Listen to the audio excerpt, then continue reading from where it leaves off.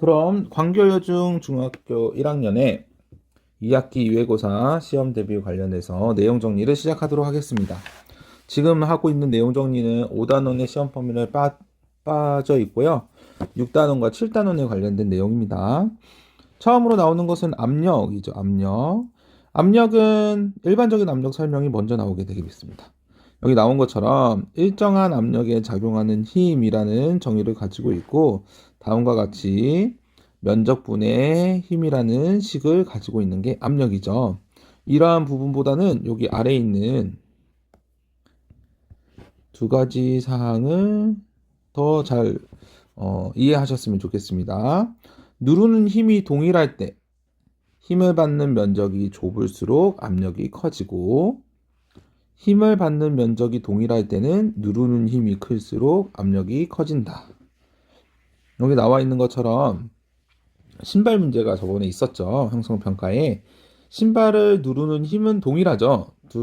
동일한 사람이 이제 올라설 거니까. 그런데 신발마다 바닥에 닿는 면적이 다릅니다. 힘은 동일한데 면적이 다르니까 가해지는 압력이 달라져서 이렇게 얇게 패인 반면에 여기 구두는 깊게 파여 있죠. 이거를 보면 면적이 큰 운동화는 압력이 작고, 면적이 작은 구두는 압력이 크다. 그래서 면적이 압력에 반비례한다라는 부분을 알 수 있습니다. 자, 여기 옆에 있는 그림도 그 형성평가 2회 부분에 나와 있는데요. 플라스크에 물들을 채웠어요. 첫 번째는 물을 조금만, 두 번째와 세 번째 플라스크에는 물을 가득 담아 있는 상태이죠. 이럴 때 플라스크가 스펀지를 누르는 압력을 이제 보는 상황인데요. 첫 번째, 무게에 해당하고 있고요. 힘이 중력에 의한 무게. 이 힘이 압력과의 관계를 알고 싶을 때는 힘이 변화하려면 면적은 동일해야 돼요. 이렇게. 그래서 면적이 동일한 가와 나를 비교하고, 힘은 조금만 담겨 있는 플라스크와 많이 담겨 있는 플라스크에서 무게가 차이가 나기 때문에 무게와 압력의 관계를 알 수 있습니다. 자, 두 번째는 면적과 압력의 관계를 알고 싶으면 면적은 변화시키고 무게는 동일하게 해야겠죠. 그래서 가와 나 중에 무게가 동일한 게 가나다 중에 나와 다가 무게가 동일하죠. 대신에 면적이 넓은 면적으로 스펀지를 누르냐, 좁은 면적으로 스펀지를 누르냐의 차이가 있어요. 그래서 면적과 압력의 관계를 알고 싶을 때는 나와 다를 비교하면 되겠습니다. 이렇게 해서 압력의 기본적인 부분, 면적이 좁을수록 힘이 클수록 압력이 크다라는 사실을 알아두시고요. 자, 두 번째는 그러한 압력을 기체에 적용할 때는 다음과 같이 입자 운동을 꼭 생각해 두라고 했었습니다. 기체 입자들이 운동하고 있기 때문에 용기의 벽에 충돌하고요. 그 벽에 가하는 힘을 기체의 압력이라고 해요. 이러한 기체 압력에 영향을 줄 수 있는 건 입자의 수, 충돌 횟수, 충돌의 세기예요. 이걸 하나씩 알아보면 입자의 수는 기체의 양에 해당이 되겠죠. 네, 기체의 양에 해당하겠죠. 그래서 입자의 수가 많을수록 벽에 충돌하는 횟수가 높아져서 기체의 압력이 높아지는 원리입니다. 다음은 기체의 부피가 감소하면, 부피는 기체들이 움직이고 있는 공간이죠. 이 공간이 줄어들면 충돌하는 횟수가 많아져서 기체의 압력이 높아지는 거고, 마지막으로 온도가 상승하면, 온도는 입자 운동의 활발한 정도라고 했죠. 그래서 온도가 상승하는 것은 입자 운동이 활발해지고 빨라져서 벽에 충돌을 강하게 하는 겁니다. 벽에 충돌을 강하게 하면 기체의 압력이 높아지겠죠. 그래서 기체의 압력이 높아지는 경우는 입자 수가 많을수록 기체의 부피가 감소할수록 온도가 상승할수록 이렇게 세 가지 경우가 있겠습니다. 그리고 기체의 대표적인 압력이 대기압이라는 것이죠. 지구는 공기로 둘러싸여 있기 때문에 대기압이라는 압력을 어디서든 받고 있는데, 이 대기압의 방향은 모든 방향이라고 했습니다. 중력에 의해서 아래 방향만 되어 있는 게 아니고 모든 방향으로 대기압이 작용을 한다라는 거 알아두시고요. 이렇게 사람이 있을 때 공기 입자들이 주변에 있을 텐데 이 공기 입자들이 모든 방향으로 사람을 누르고 있는 이 대기압, 모든 방향. 그리고 이러한 대기압은 지면에서 높아질수록 공기 입자들이 점점점 듬성듬성해져요. 그렇기 때문에 대기압이 지면에 높아질수록 작아진다. 부딪히는 공기의 수가 적기 때문에 대기압도 작아지는 거겠죠. 자, 다음은 기체 압력이 이용되는 예. 자, 이 예는 어떤 것들이 있는지 여러분들이 구별해 주시면 될 것 같아요. 흙을 제거할 때 압축 공기를 사용하는 거, 사람을 구조할 때 안전매트를 이용하는 거, 그리고 자동차를 들어올릴 때 공기를 이용해서 공기의 압력을 이용하는 거, 혈압을 측정할 때 팔에 감싸는 공기주머니에 공기를 채워서 혈압을 측정하는 것들이 기체의 압력을 이용하는 예가 되겠습니다. 자, 다음은 보일-샤를의 법칙인데요. 보일-샤를의 공통점은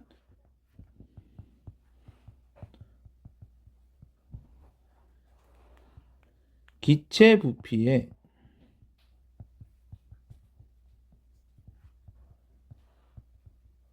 관심을 둔 것이죠. 기체 부피를 어떤 것으로 인해서 변화시키냐? 보일은 외부 압력을 말했고 샤를은 온도를 말했었습니다. 그래서 보일 법칙의 첫 번째로 여러분들 봐야 될 것은 기체의 외부 압력과 부피의 관계. 외부 압력이라는 거 항상 기억해 두세요. 기체 내부의 압력이 아니고 외부의 압력. 기체 부피가 어느 정도 되어 있으면 바깥에서 가해지는 압력이 내부의 부피를 어떻게 영향을 주냐 이걸 물어보고 있습니다. 자, 여기 오른쪽 왼쪽에 있는 그래프를 보시면 주사기가 있고 주사기를 누르고 있죠. 주사기를 앞에 입구를 막은 상태에서 1기압으로 누르고 있을 때는 60이라는 부피를 가지고 있대요. 그래서 1기압일 때는 60이라는 이렇게 점을 찍혔는데 더 외부에서 더 피스톤을 눌러서 부피를 30으로 만들 때는 내가 힘을 더 가했기 때문에 외부 압력이 2기압으로 늘고 부피는 30으로 줄었고 그리고 더 2배의 힘을 가해서 4기압으로 누르면 부피가 15ml까지 됐대요. 그래서 이러한 관계를 쭉 이어보면 이렇게 곡선을 얻을 수 있는데 X축은 압력, Y축은 부피, 압력과 부피 관계에서 곡선을 이루는 반비례 그래프를 얻을 수 있습니다. 이 그래프 관련해서도 시험을 냈으니까 이 그래프를 유심히 봐주시고요. 자, 첫 번째, 일정한 온도에서 일정량의 기체에 작용한다. 이게 조건이에요, 조건. 이러한 실험을 할 때 압력을 변화시키면서 부피를 알아볼 텐데 여기서 중요한 것은 온도를 변화시키지 않는다. 온도도 기체의 부피를 변화시키는 요인이기 때문에 외부 압력을 변화시키는 과정에서 온도까지 변화시키면 누구에 의해서 부피가 변하는지 모르겠죠. 그래서 온도를 일정하게 유지시키고 그리고 기체가 달아나지 않게 또는 밖에서 들어오지 않게 기체의 양을 일정하게 작용을 시킵니다. 그러한 상태에서 외부 압력과 부피는 반비례한다는 결론을 얻을 수 있고요. 그리고 가끔 이렇게 물어보는 것들 중에 뭐가 있냐면 일정한 온도에서 실험을 하면 어떤 조건이 나오냐면요. 입자 운동의 빠르기가 동일합니다. 입자 운동의 빠르기는 온도에 의해서 결정이 되는데 온도가 동일하면 입자 운동이 빨라지지 않겠죠? 그러면 충돌의 세기는 강해지지 않아요. 그리고 일정한 양의 기체에 작용을 한다는 것은 입자의 수가 변화 없다라는 말이에요. 입자가 나오거나 들어가는 게 없기 때문에 입자 수의 변화가 없다. 그러면 압력에 관련돼서 부피가 어떤 부피가 압력에 어떤 영향을 받는지에 대해서 알아볼 수 있겠죠. 그리고 그 밑에다도 적어놨네요. 일정한 온도에서 실험할 때는 입자 운동의 빠르기가 변화 없다. 그리고 외부 압력과 부피 관계의 그래프는 보일 법칙과 관련이 있는 거죠. 여기 왼쪽에 있는 이 그래프는 보일 법칙과 관련이 있습니다. 자, 그래프를 한 번 더 살펴보면 외부 압력이 1기압일 때는 60ml의 부피를 가지고 있다는데 내부 기압은 몇일까? 1기압입니다. 다시 외부 압력이 2기압일 때는 내부의 압력은 30ml의 부피를 가지고 있을 때 내부의 압력은 2기압이에요. 지금 외부의 압력과 내부의 압력이 지금 같은 상황이죠. 같은 상황이죠. 밑에도 나오지만 부피가 점점 줄어들면서 외부 압력이 증가해서 부피가 줄어드는데 부피가 줄어든다는 것은 입자가 운동할 수 있는 공간이 좁아진다는 거고요. 입자가 좁은 공간에서 움직이면 충돌하는 횟수가 더 많아져요. 그래서 내부 압력도 같이 높아지는 겁니다. 언제까지 높아진다고 했냐면 외부와 내부가 압력이 동일할 때까지. 자, 그리고 충돌 횟수가 가장 많을 때는 이 그래프에서는 기체 압력이 외부 압력이 가장 클 때예요. 내부 압력이 가장 클 때예요. 내부 압력이 가장 클 때는 부피가 작아야겠고 부피가 작은 것은 바깥의 압력이 가장 클 때니까 여기 4기압일 때가 충돌 횟수가 가장 많을 때이죠. 그죠? 그래서 4기압에 있는 기체는 가장 충돌 횟수가 많을 때고 1기압일 때는 셋 중에선 가장 충돌 횟수가 적을 때입니다. 자, 우리 학습지에서 배웠던 그 그림이 그대로 쓰여져 있는데요. 여기 나와 있는 것처럼 2기압인 상태에서 1기압으로 변해졌대. 용기 밖에 가해지는 압력이 작아졌대요. 2기압에서 1기압으로 변했대요. 그러면 기체 안의 부피는 커진다. 외부에서 누르는 힘이 작아졌으니까 기체의 부피가 증가하겠죠. 그리고 증가하게 되면은 공간이 넓어지니까 충돌하는 횟수가 적어지고 충돌 횟수가 적어진다는 것은 기체 내부의 압력이 작아진 거고요. 그리고 기체 입자의 빠르기는 온도 변화가 없다고 가정되기 때문에 변화가 없다. 반대로 용기 밖에서 가해지는 압력이 커질 때를 살펴보면 밖에서 누르는 힘이 강해졌으니까 부피가 작아질 수밖에 없죠. 여기 있는 부피, 기체의 부피가 작아질 수밖에 없고요. 기체 부피가 작아졌으니까 입자가 움직일 수 있는 공간이 조금밖에 없어서 충돌하는 횟수가 커집니다. 충돌하는 횟수가 커졌다는 것은 기체 내부의 압력이 커졌다는 것이죠. 그리고 기체 입자 빠르기는 온도와 연관이 있기 때문에 온도가 변화가 없으면 일정한 온도이기 때문에 기체 입자 빠르기는 압력과 관계없이 동일합니다. 자, 이러한 보일 법칙의 예가 다음과 같이 나와 있는데요. 기체를 많이 보관하기 위해서는 압력을 가해서 부피를 줄여서 보관하면 가능하고요. 잠수부가 내뿜는 공기방울은 수면 위로 올라오면서 수압이 작아지기 때문에 방울이 점점 커지는 걸 볼 수 있습니다. 그리고 풍선이 높이 올라갈수록 대기압은 낮아지기 때문에 풍선은 올라가면 올라갈수록 잠수부가 내뿜는 공기방울처럼 커지고요. 신발바닥에 공기주머니, 나이키 신발 그 에어 있죠. 그 뜰 때 압력이 가해지는데 외부에서 압력을 가해지니 공기주머니 부피가 작아지고 그로 인해서 충격을 흡수할 수 있는 겁니다. 네, 이렇게 해서 보일의 법칙을 우리가 알아봤고요. 그래서 보일의 법칙의 조건들 그리고 이런 조건들로 인해서 생기는 현상, 외부 압력과 기체 내부의 압력을 비교하고 충돌 횟수가 가장 많은 지점을 찾는 부분, 그리고 여기 내부에서 일어나는 현상을 이렇게 정리해 본 부분을 좀 잘 체크해 보시기 바랍니다. 보일 법칙의 예까지도요. 다음은 샤를의 법칙입니다. 보일은 기체의 부피가 압력의 영향을 받았다고 실험을 한 반면에 샤를은 기체의 부피가 온도에 따라서 달라질 수 있다라는 실험을 한 사람이에요. 왼쪽 그림을 보시면 Y축의 온도와 X축의 부피가 직선을 이루고 있는 그 그래프를 만났으니 비례한다라는 뜻을 가지고 있고요. 그러한 부분이 오른쪽에 적혀 있네요. 예, 여기는 틀렸네요. 네, 이거를 지워주시기 바랍니다. 온도가 아니고 일정한 압력에서. 부피가 압력에 의해서도 온도에 의해서도 변하고 있는데 온도의 관계를 알고 싶으면 일정한 압력을 통해서 실험을 해야겠고 그리고 일정한 양의 기체에 작용하는 걸 실험을 해야겠죠. 입자수가 변하지 않아야겠죠. 그래서 온도를 변화시키면서 부피 관계를 알아보면은 비례한다라는 걸 알 수 있습니다. 그래서 온도가 증가하면 부피도 증가하고 온도가 감소하면 부피도 감소하는 서로 같은 방향으로 가는 비례 관계를 가지고 있고요. 두 번째로는 온도가 변하기 때문에 입자 운동의 빠르기도 변하는 거예요. 온도가 높아지면 높아질수록 입자 운동은 빠르게 움직이고 벽에 강하게 가서 세게 부딪히겠죠?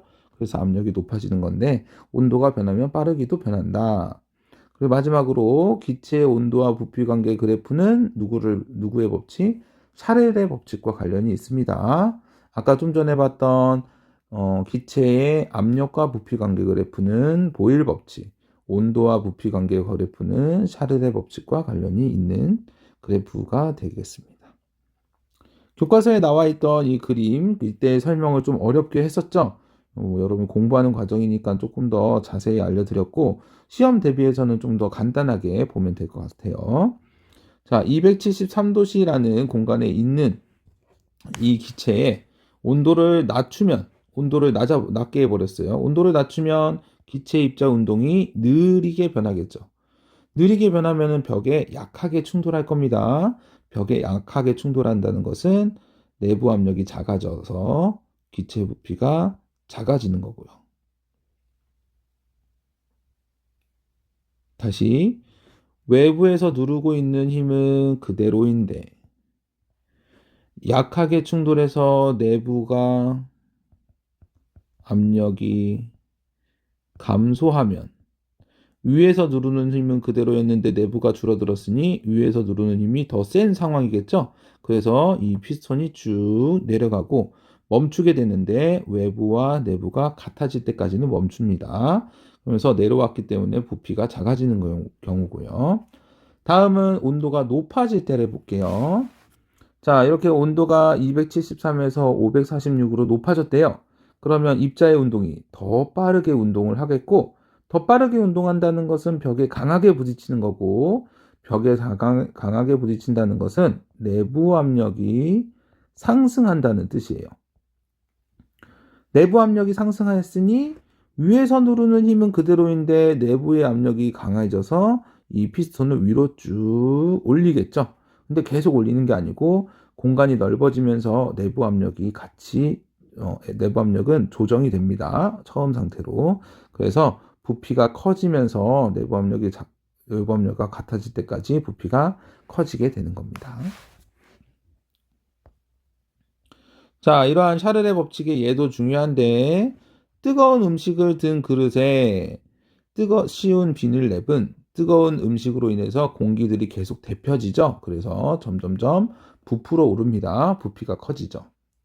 추운 곳에 보관한 농구공은 차가운 온도를 빼앗겨서 입자 운동이 둔해지기 때문에 바람이 빠진 것처럼 찌그러지게끔 부피가 줄어들고요. 냉장고에서 꺼낸 페트병, 꺼냈기 때문에 차가운 곳에서 따뜻한 곳으로 온도가 올라가겠죠? 온도가 올라가면 기체 부피가 증가해서 팽팽해지고 서로 겹친 그릇을 떼어내려면 그 그릇 사이에 있는 공간을 데펴야겠죠? 그래서 그 공기를 데피기 위해서 바깥쪽 그릇을 따뜻한 물에 담가 놓으면 쉽게 떼어낼 수가 있습니다. 기체가 부피가 팽창을 해서 그렇게 샤를의 법칙까지 보일 법칙과 비교도 하고 샤를 법칙만의 특징을 찾아가면서 문제를 풀기 바랍니다. 자, 다음은 태양계의 천체. 태양계 전체 부분 7단원만 하면 거의 끝났어요. 자, 행성이 먼저 나오네요. 행성. 태양 주변을 돌고 있는 행성. 둥근 모양을 가지고 있고 태양계에는 8개의 행성인 수금지와 목토천해가 있습니다. 수금지와 목토천해 8개밖에 없어요. 자, 외소행성. 외소행성은 태양 주변을 돌고 둥근 모양이면서 행성이랑 똑같을 것 같은데 이 행성이 가지고 있는 그 조건을 못 갖춘 것들을 외소행성이라고 합니다. 외소행성. 자, 소행성은 똑같이 행성이라는 글자가 붙어서 태양의 주변을 공전하는 건 맞지만 얘는 너무 작아서 질량이 크지 않기 때문에 중력값도 작아서 둥글지 않는 형태를 가지고 있고요. 여기 중요한데요. 화성과 목성 사이에 대부분 존재를 합니다. 화성과 목성 사이에 소행성이 존재를 대부분 한다. 대부분 화성과 목성 사이에 있다. 그리고 다음은 해성. 해성은 태양 주변을 공전하는 건 맞습니다. 그런데 둥글지 않고요. 얼음과 먼지로 구성되어 있고 태양과 가까워질 때 꼬리가 나타나는 거예요. 태양과 멀어질 때가 아니고 태양의 열기에 의해서 꼬리가 나타나니까 태양과 가까워질 때 꼬리가 반대 방향으로 태양의 반대 방향으로 꼬리가 나타납니다. 자, 위성. 위성은 태양 주변을 도는 게 아니에요. 태양 주변을 도는 게 아니고 행성 주변을 공전하고 있고요. 지구에는 달과 같은 위성이 하나 있죠. 자, 이렇게 태양계 전체에 5가지에 대한 종류별로 문제도 냈으니까 서로 구별하는 정도만 공부하시면 되겠습니다. 주관식 공부가 아니기 때문에. 자, 여기도 마찬가지인데요. 수금지와 목토천의 이것들을 여러분들이 줄줄 읊을 필요는 없고요. 가지고 있는 그 조건에 의해서 구별만 하면 될 것 같아요. 수성은 태양에서 가장 가깝고 작다. 그리고 제일 가볍기도 해요. 행성들 중에서. 대기가 거의 없기 때문에 표면의 운석 충돌구가 많이 보인다라는 특징이 있고요. 금성은 크기와 질량이 지구와 비슷하다고 했고 이산화탄소에 두꺼운 대기가 있어서 대기압과 표면 온도가 높은 편입니다. 매우 높아요. 그리고 지구는 액체를 가지고 있고 물인 액체를 가지고 있으니까 생명체가 살고 위성이 한 개 있다. 화성, 주로 이산화탄소로 이루어진 희박한 대기가 있고 극지방에는 얼음과 드라이 아이스로 이루어진 극관이 있다는 거 기억해 주시면 되겠습니다. 다음, 목성. 목성은 행성 중에 가장 커요.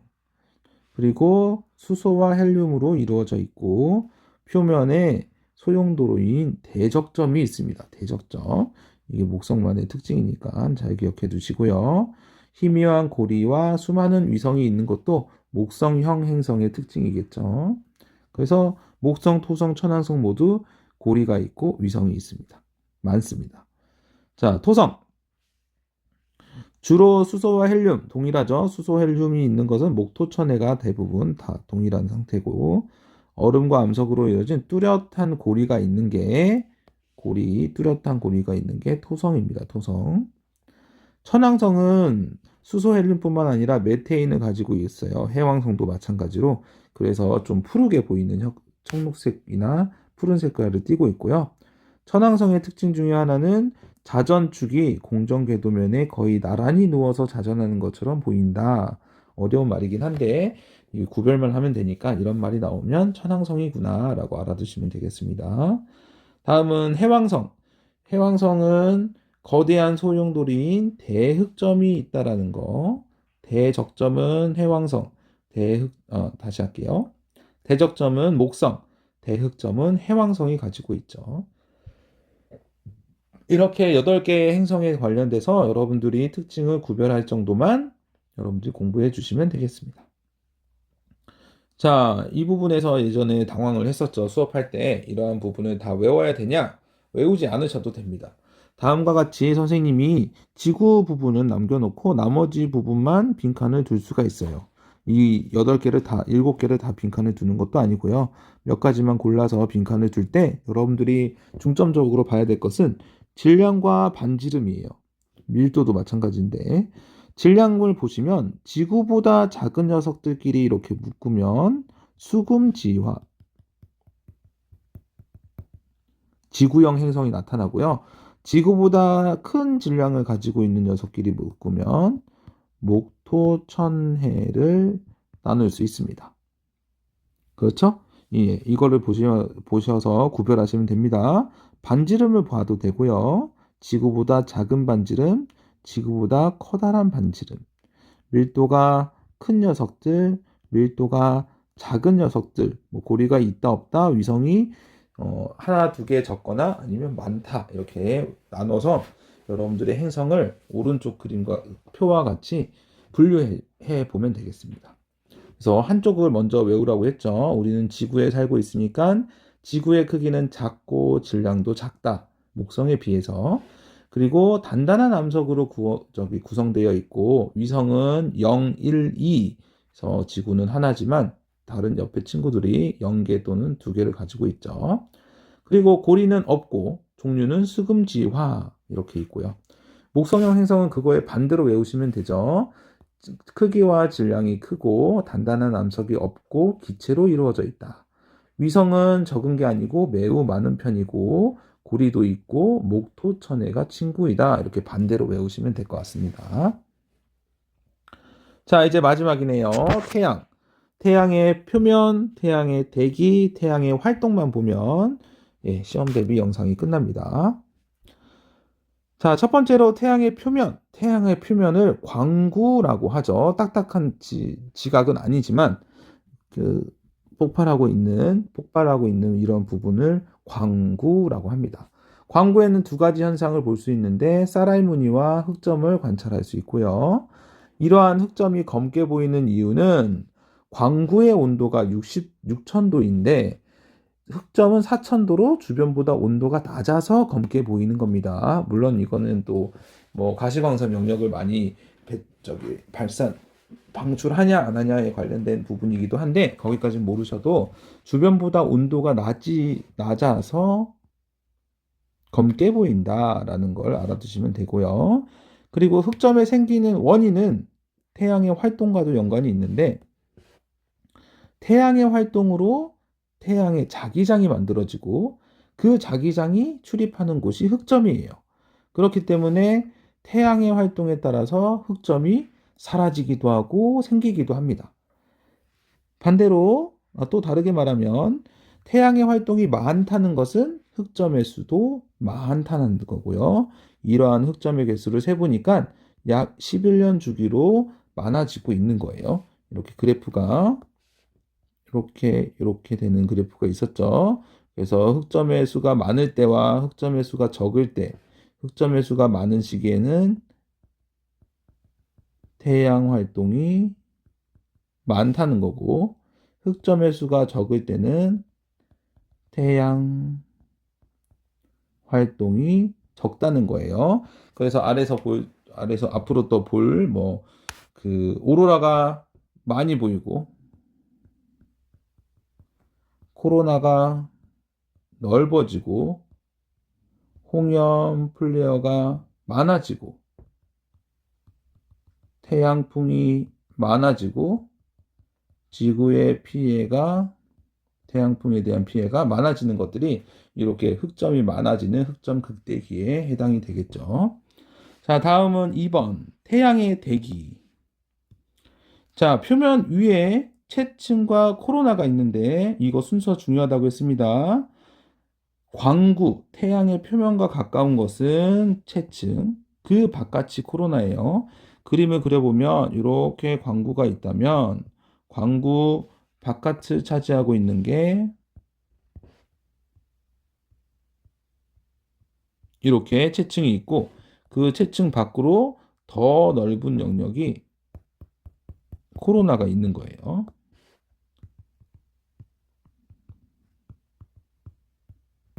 그래서 광구랑 가까운 건 채층이다.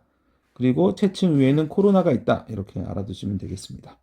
이러한 태양의 대기에서는 홍염과 플레어를 관찰할 수 있고요. 태양의 대기는 평상시에 관찰할 수 없어요. 광구가 너무 눈부시게 빛을 내보내고 있기 때문에 그 광구를 가려야지만 개기일식 때가 돼야지만 관찰할 수 있는 게 태양의 대기입니다. 자, 아까 강조했던 것도 또 나왔죠. 광구에 가까운 것은 얇은 체층, 코로나는 체층 위에 존재한다. 이렇게 두 번이나 강조하는 이유가 있겠지. 자, 3번 태양의 활동. 마지막이에요. 태양의 활동이 활발할 때는 흑점의 수가 많을 때입니다. 흑점의 수가 많다는 것은 태양의 활동이 많다는 거죠. 태양 내부의 활동 우리가 알 수 없기 때문에, 볼 수 없기 때문에 흑점의 수로 파악할 수 있는 거예요. 이렇게 흑점의 수가 많을 때에는 코로나가 커지고 코로나의 영역이 넓어지고요. 홍염과 플레어와 같은 것들이 자주 발생하고 그로 인해서 지구에 많은 에너지가 들어오니 그 에너지를 지구장이 맡고 있는 오로라라는 모습이 더 자주 발생하고 고위도에서만 보였던 오로라가 낮은 위도에서도 보이기 시작하고요.